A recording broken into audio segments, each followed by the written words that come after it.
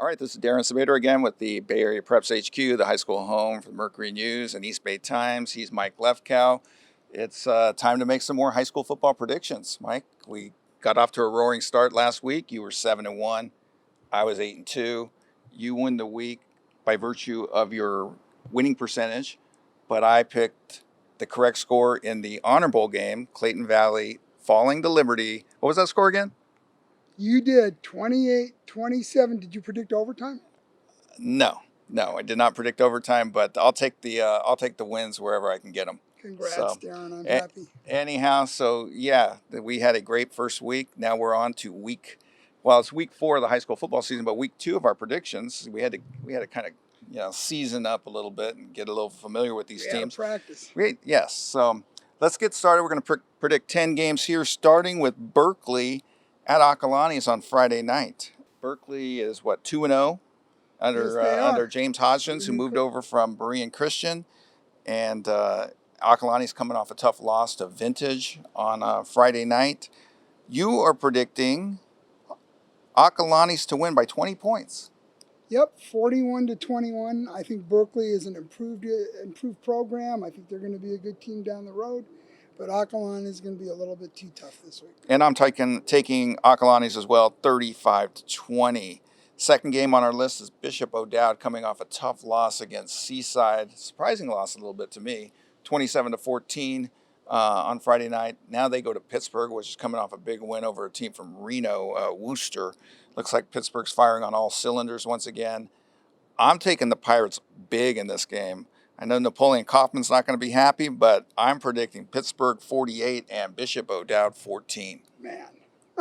Well, I'm picking Pitt 30-14 over O'Dowd. I think I was shocked that O'Dowd lost to Seaside. After playing Las Lomas tough the previous week. Campolindo, big game. Campolindo going to McClymonds on Friday night. You're saying that this game almost didn't come off because both teams wanted to host this game.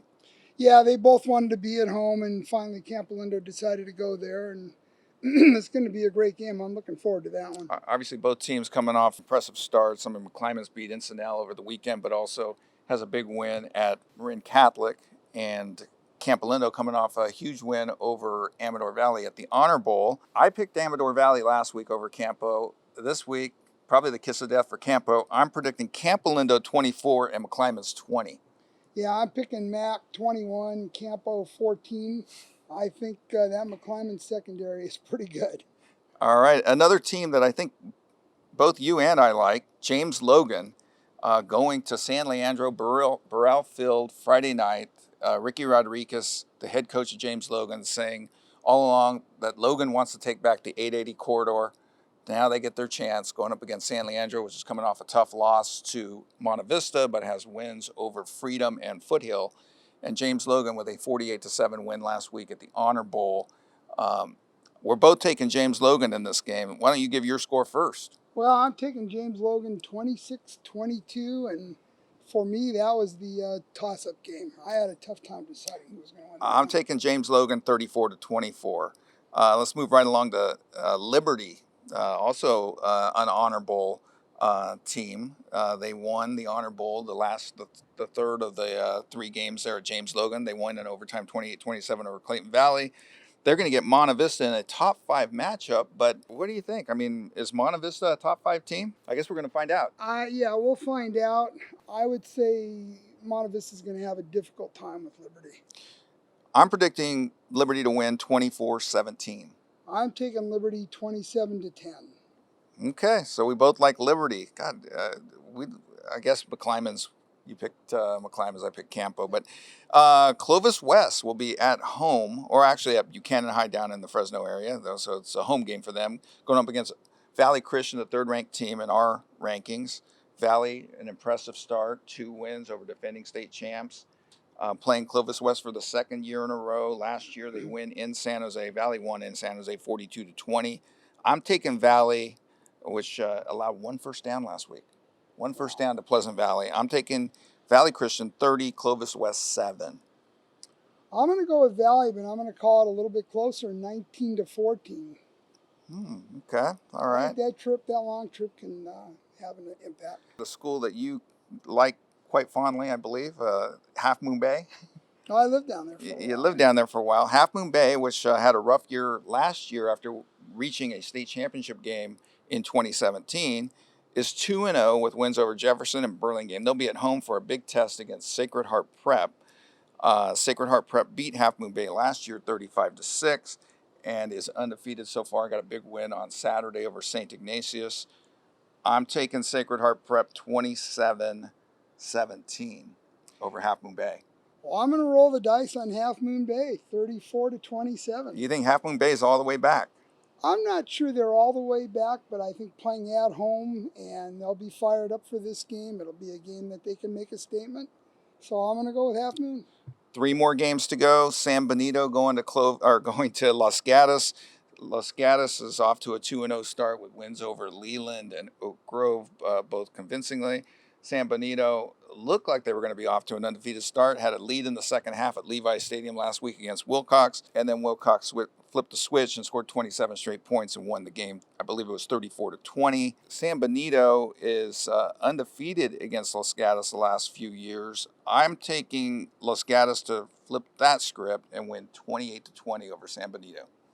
I'm going to take Los Gatos 28-24 after I messed up last week on that. You picked Leland, didn't you? I did pick Leland, but you picked this Leland. week I think Los Gatos wins. The next game is one that you cannot predict because you're going to cover it down in Stockton.